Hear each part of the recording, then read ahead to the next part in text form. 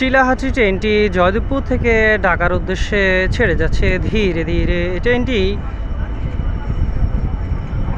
জয়দেবপুর থেকে ছেড়ে যাওয়ার সময় হচ্ছে 2টা বাজে 40 মিনিটে।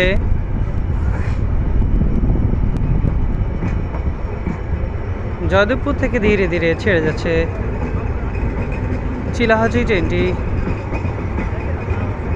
চিলাহাটি এক্সপ্রেস ট্রেনটি ছেড়ে যাচ্ছে। দেশ এবং দেশের বাইরে থেকে যারা দেখছেন সবাইকে জানাচ্ছি ধন্যবাদ।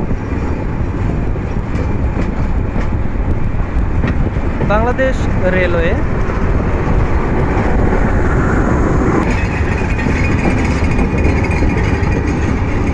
দুপুরের সময় ট্রেনটি ছেড়ে যাচ্ছে 2টা বাজে 40 মিনিট।